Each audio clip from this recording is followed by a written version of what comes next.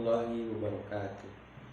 Perkenalkan, nama saya Isma Azizulafi, program studi ilmu pemerintahan semester 5 Universitas Pancasakti Tegal. Di video kali ini saya akan mencoba menerangkan pengertian kebijakan moneter. Yang pertama, pengertian kebijakan moneter. Kebijakan moneter adalah kebijakan yang diadopsi oleh bank sentral atau otoritas moneter suatu negara untuk mengelola suplai uang, suku bunga, dan faktor-faktor lainnya untuk mencapai tujuan-tujuan tertentu seperti stabilitas harga, pertumbuhan ekonomi, dan pengangguran yang rendah. Berikut adalah beberapa poin utama yang dapat dicakup dalam materi kebijakan moneter. Yang pertama, ada tujuan kebijakan moneter. Salah satunya adalah stabilitas harga. Apa itu stabilitas harga? Yaitu memastikan tingkat inflasi tetap dalam batas yang dapat diterima. Yang kedua, pertumbuhan ekonomi, mendorong pertumbuhan ekonomi yang sehat dan berkelanjutan.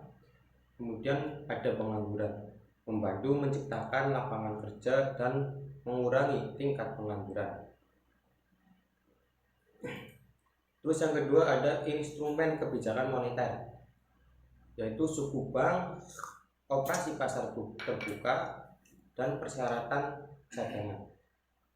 Suku bunga adalah pengaturan tingkat suku bunga untuk mempengaruhi tingkat pinjaman dan investasi.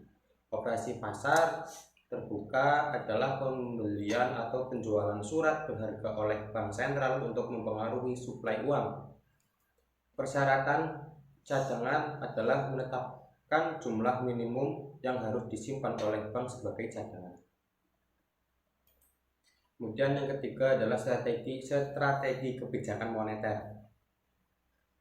Ketinggian suku bank menentukan tingkat suku bank yang sesuai dengan kondisi ekonomi. Kemudian ada target inflasi. Apa itu target inflasi? Adalah menetapkan target inflasi yang diinginkan untuk mencapai stabilitas harga. Kemudian ada forward guidance, yaitu memberikan panduan kepada pasar mengenai arah kebijakan moneter di masa mendatang. Kemudian ada pengaruh terhadap mata uang. Yang pertama ada nilai tukar. Apa itu nilai tukar? Nilai tukar adalah kebijakan moneter dapat mempengaruhi nilai tukar mata uang nasional. Dan kemudian ada intervensi mata uang, yaitu langkah-langkah yang diambil oleh bank sentral untuk mempengaruhi nilai tukar.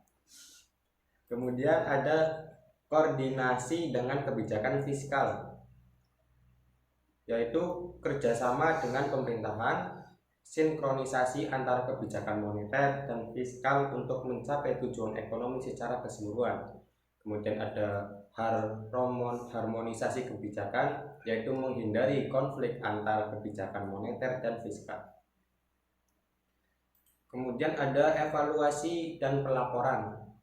Pertama ada evaluasi kinerja, yaitu menganalisis dampak kebijakan moneter terhadap ekonomi. Pelaporan publik adalah memberikan informasi kepada masyarakat dan pemangku kepentingan mengenai kebijakan dan hasilnya. Kemudian ada kondisi ekonomi global. Yang pertama dampak faktor eksternal, yaitu memperhitungkan pengaruh dari peristiwa ekonomi global terhadap kebijakan moneter.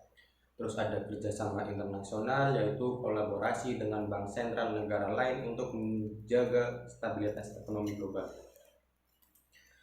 Kemudian yang terakhir itu materi tentang kebijakan moneter biasanya akan mencakupi konsep-konsep ekonomi makro, alat-alat kebijakan moneter, dan strategi implementasinya, sumber daya dari bank sentral, laporan ekonomi resmi, dan publikasi akademis dapat menjadi referensi yang baik untuk informasi lebih lanjut.